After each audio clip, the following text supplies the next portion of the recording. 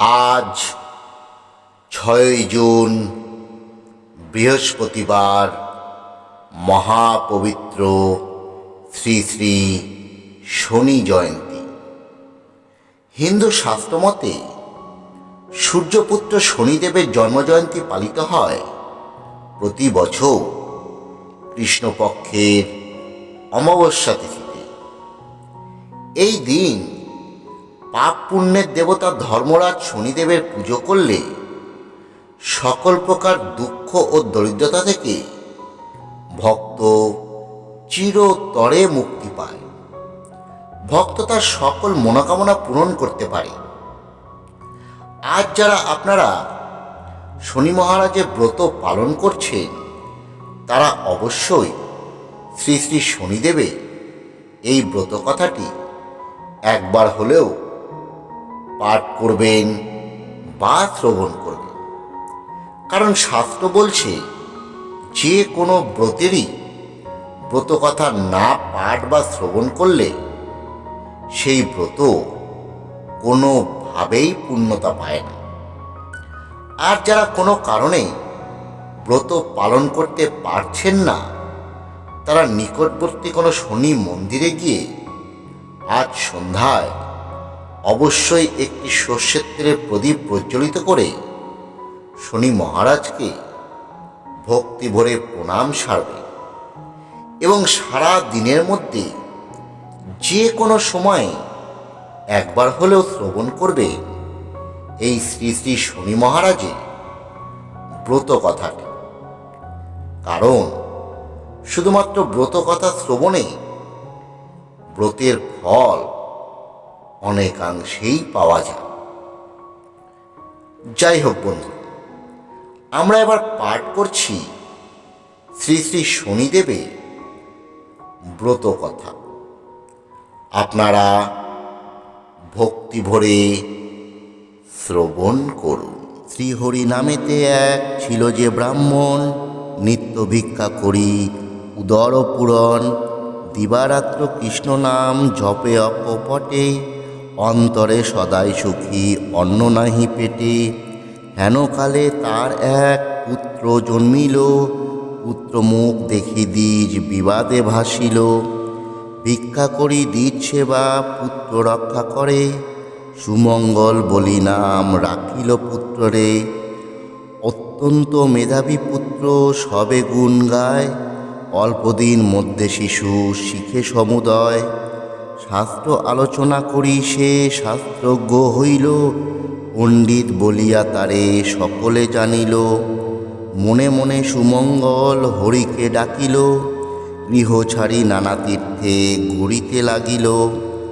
আচম্বিতে এক স্থানে করিল শ্রবণ, পিতা মাতা পরলোকে করেছেন গমন। শুনি তাহা গয়াধামে করিয়া গমন, বিষ্ণুপাদ পদ্মে শিশু করিল অর্পণ।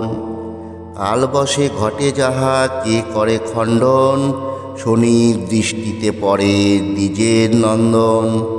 ভ্রমিতে ভ্রমিতে দ্বিজ যায় বহু দূরে, শেষে উপস্থিত হয় বিদর্ভ নগরে। রাজার সভায় দ্বিজ উপস্থিত হইল, ব্রাহ্মণ দেখিয়া রাজা অভ্যর্থনা লইল। রাজার নিকটে দ্বিজ দেয় পরিচয়, সুমঙ্গল নাম মোর ওহে মহাশয়। অতি দুঃখী হই আমি নাহি পিতা মাতা, নানা দেশ ভ্রমি আমি থাকি যথা তথা। শ্রীবৎস রাজন বলে চিন্তা দূর করো, আমার আশ্রয়ে থাকি মোরে কৃপা করো। শাস্ত্রজ পণ্ডিত তুমি বুঝি অনুমানে, শাস্ত্র পাঠে তুষ্ট করো মোর সভাসদগণে। দুই পুত্র আছে মোর শুনো হই ব্রাহ্মণ, পড়াইব তব কাছে করিয়াছি মন। রাজার বাক্যতে দ্বিজ সম্মত হইল, রাজার আশ্রয়ে বাস করিতে লাগিল। দুই রাজপুত্র দ্বিজ অতি যত্ন করে, নিত্যই পড়ায় দ্বিজ রাজার কুমারে। এইরূপে কিছুদিন বিশ্বস্ত হইল, পড়ুয়া বেশেতে শনি উপস্থিত হইল।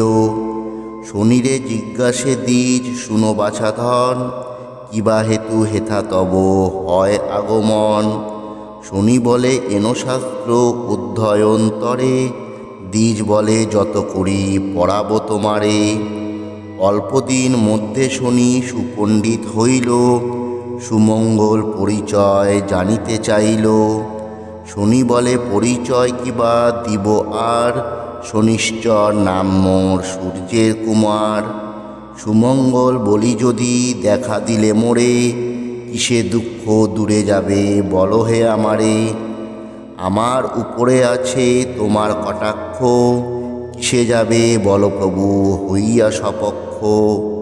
শনি বলে ভোগকাল 6 মাস আছে, 10 দণ্ড মধ্যে যাবে না আসিবে কাছে।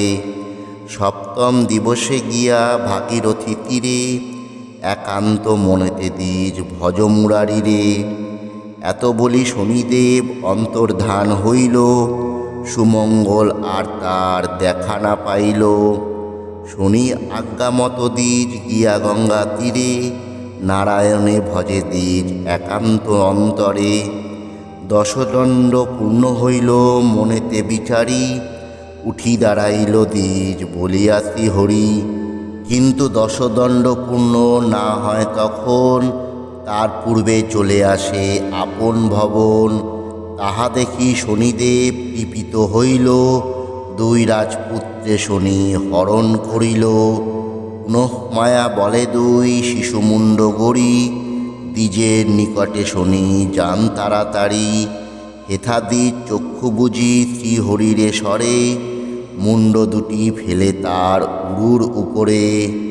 হেথা নিদ্রা যোগে রাজা দুঃস্বপ্ন দেখিল, পাত্রমিত্র সবে মিলে গঙ্গা তীরে গেল।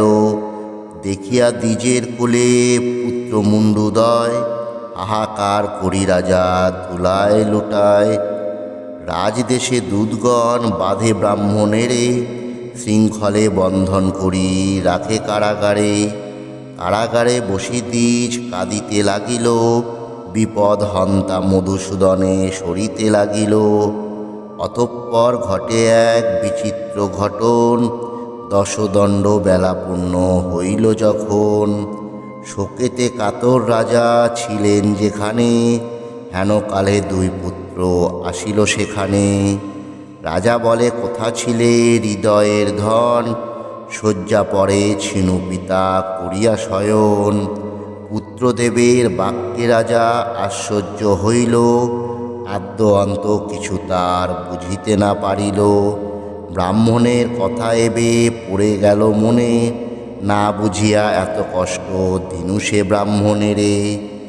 রাজদেশে দুধ গিয়া আনিল পিঁপড়েরে, শীর্ণ জীর্ণ কলেবর কাঁদেন কাতরে। বিনয় বচনে রাজা করে তার স্তুতি, সব অপরাধ ক্ষমা করো মহামতি। কৃপা করি করো মোর সন্দেহ ভঞ্জন, তব ক্রোড়ে কার মুণ্ড করেছি দর্শন। দ্বিজ বলে মহারাজ কিছুই না জানি, শনি কোপে কষ্ট পাই এইমাত্র মানি। রাজা বলে যদি পাই শনি দর্শন, ষোড়শোপ চারে তার করিব পূজন। নিপবাক্য শুনি দ্বিজ করিল গমন, শনির নিকটে সব করে নিবেদন। শুনিয়া সকল কথা শনিদেব এলো, শনিদেবে দেখি রাজা প্রণাম করিল। রাজা বলে যদি প্রভু এলে কৃপা করে, পূজার বিধান তবে বল প্রভু মোরে। শনি বলে পূজাবিধি শুনেহ রাজন, যে রূপে করিবে মোর পূজা আয়োজন। শুদ্ধভাবে শুদ্ধ মনে আমার বাড়িতে, করিবে আমার পূজা একান্ত মনেতে। নীলবস্ত্র কৃষ্ণতিল আর তৈল দিবে, মাস কালাই আর মোষ সংগ্রহ করিবে। কৃষ্ণবর্ণ ঘট এক করিয়া স্থাপন, পঞ্চজাতি পঞ্চফুলে করিবে অর্চন। এই মোর পূজাবিধি কহিলাম সার, ভক্তি প্রধান যেন কি কহিব আর। পূজা শেষে ভক্তি ভরে করিবে প্রণাম, নবগ্রহ স্তোত্র পাঠে লইবেক নাম। আমার প্রসাদ খাবে করিয়া যতন, সর্বপাপ দূরে যাবে আমার বচন। অভক্তি করিয়া যে বা প্রসাদ খাইবে, অল্পদিনে সমনের ভবনে সে যাবে। আমার পূজায় যে বা করে অনাদর, চিরকাল দুঃখ পেয়ে হইবে কাতর। এত বলি শনিদেব হন অদর্শন, ভক্তিভরে করে রাজা শনি পূজন।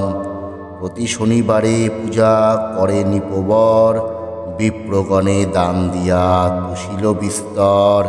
নিপপাশে সুমঙ্গল বিদায় লইয়া, শনিদেবে পূজা করে গঙ্গা তীরে গিয়া।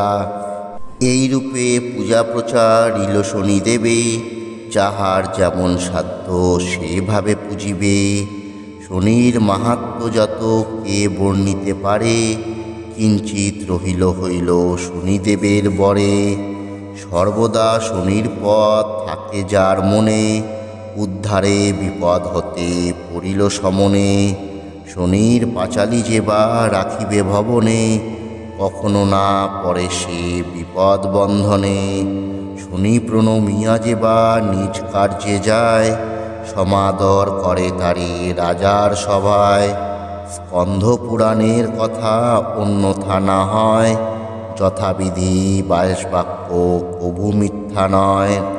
শুদ্ধাশুদ্ধ জ্ঞানহীন বলে নিবারণ, ভূমিতে লুটিয়া বন্দি শনির চরণ। এত দূরে এই গ্রন্থ সমাপন করি, শনিশ্চর প্রীতে সবে বল হরি হরি। শনিশ্চর প্রীতে সবে বল হরি হরি। শনিশ্চর প্রীতে সবে বল হরি হরি। জয় শনি মহারাজের জয়, জয় বড় ঠাকুরের জয়।